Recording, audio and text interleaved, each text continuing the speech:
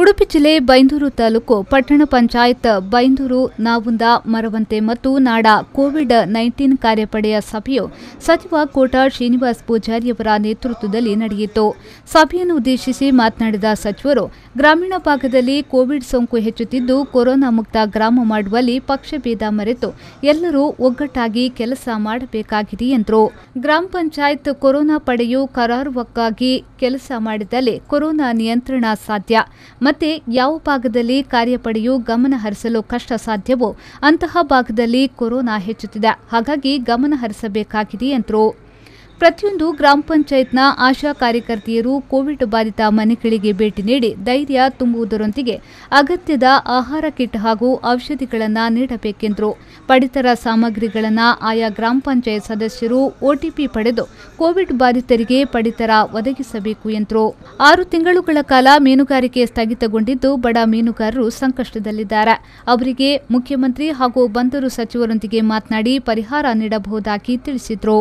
ಗ್ರಾಮ ಪಂಚಾಯಿತಿಯ ಕಾರ್ಯವೈಖರಿಯನ್ನ ಕೊಂಡಾಡಿದ ಸಚಿವರು ಕೊರೋನಾ ಮುಕ್ತವಾಗಿಸುವಲ್ಲಿ ನಮ್ಮೆಲ್ಲರ ಜವಾಬ್ದಾರಿಯನ್ನ ತಿಳಿಸಿದರು. 14 ಪ್ರಕರಣಗಳಿವೆ. ಒಟ್ಟಿಗೆ 7 ವ್ಯಕ್ತಿಗಳು ದೃಢಪಟ್ಟಿದ್ದಾರೆ. ಇದು ಸಣ್ಣ ಮೃತರ ಸಂಖ್ಯೆ ಸಣ್ಣಲ್ಲ. ಈಗ ನಮ್ಮದು 14 ಪ್ರಕರಣಗಳಿವೆ. ಈ 14 ಪ್ರಕರಣಗಳನ್ನು ಒಂದು ತಂಡವಾಗಿ ನಾವೊಂದು ಗ್ರಾಮ ಪಂಚಾಯತ್ನಲ್ಲಿರುವಂಥ ಎಲ್ಲ ಜನಪ್ರತಿನಿಧಿಗಳು, ಸಾರ್ವಜನಿಕ ಸಂಘ ಸಂಸ್ಥೆಗಳು, ನಮ್ಮ ಅಧಿಕಾರಿಗಳು ಒಟ್ಟಾಗಿ ಒಂದಾಗಿ ನಿಂತು ಕಠಿಣವಾಗಿ ವರ್ತಿಸಿದ್ದಾರೆ. ನನ್ನ 15 ದಿವಸದಲ್ಲಿ ಅದನ್ನು ಜೀರೋಗೆ ತರಬಹುದು ಅಂತ ನನಗನ್ಸುತ್ತೆ. ಇಲ್ಲಿಯಾದ ಆದರೂ ಕೂಡ ಬಿಡಿಸಿಟ್ಟು ಹಾಕಬಹುದು. ಹಾಗೆ ಮಾಡಬೇಕು ಮತ್ತು ಹೊಸ ಪ್ರಕರಣಗಳು ಬಾರದೆ ಬಂದು ಎಚ್ಚರವಹಿಸಬೇಕು. ಇದು ನಮ್ಮ ಈ ಕೊರೋನಾ ಕಾರ್ಯಪಡೆಯ ಉದ್ದೇಶಗಳು. ಈ ಸಾರಿ ಮೀನುಗಾರಿಕೆ ಬೇರೆ ಬೇರೆ ಕಾರಣಕ್ಕೆ ಕುಂಠಿತ ಆಗಿದೆ. ಮೊನ್ನೆ ಒಂದ್ಸರ್ತಿ 1250 ಕೋಟಿ ರೂಪಾಯಿ ಪ್ಯಾಕೇಜನ್ನು ಘೋಷಣೆ ಮಾಡಿದಾಗ ನಾನು ಮತ್ತು ಅಂಗಾರವರು ಹೋಗಿ ಮತ್ತೆ ಮನವಿ ಮಾಡಿದ್ದೇವೆ ಮುಖ್ಯಮಂತ್ರಿ ಹತ್ರ. ಮೀನುಗಾರರಿಗೆ, ಅರ್ಚಕರಿಗೆ ಮತ್ತು ಕೆಲವು ಈ ಸೇಂದ್ರಿ ತೆಗೆಯುವಂಥ ಕೆಲವು ವರ್ಗದವರಿಗೆ, ಸಣ್ಣ ಪುಟ್ಟ ಕೆಲಸ ಮಾಡ್ಕೊಂಡಿರೋರಿಗೆ, ಹೋಟೆಲ್ ಕಾರ್ಮಿಕರಾಗಿರೋರಿಗೆ ಮತ್ತು ಖಾಸಗಿ ಬಸ್ ಮಾಲೀಕರ ಬಸ್ಸಿನ ಇಲ್ಲಿ ಕೆಲಸ ಮಾಡುವವರಿಗೆ ಇವರೆಲ್ಲರಿಗೂ ಕೂಡ ಈ ಪ್ಯಾಕೇಜ್ನಲ್ಲಿ ಸೇರಿಸಬೇಕು ಅಂತ ಹೇಳಿದರೆ, ಯಾರ್ಯಾರು ಬಿಟ್ಟಿದ್ದವರು ಅದನ್ನೆಲ್ಲ ನಮ್ಮ ಕಲ್ಪನೆಗಳೇನಂತ ಹೇಳಿದರೆ, ನಮ್ಮ ಗ್ರಾಮ ಪಂಚಾಯತ್ಗಳಲ್ಲಿರುವಂಥ ಕಾರ್ಯಪಡೆ ಸೆಳೆದದ್ದು ಪರಿಣಾಮಕಾರಿಯಾಗಿ ಕೆಲಸಗಳನ್ನು ಮಾಡಿದರೆ ನಿಶ್ಚಯವಾಗಿ ಗ್ರಾಮೀಣ ಪ್ರದೇಶದಲ್ಲಿರುವಂಥ ನಮ್ಮ ಕೊರೋನಾವನ್ನು ನಿಯಂತ್ರಣ ಮಾಡಲಿಕ್ಕೆ ಸಾಧ್ಯ ಅಂತೇಳಿ.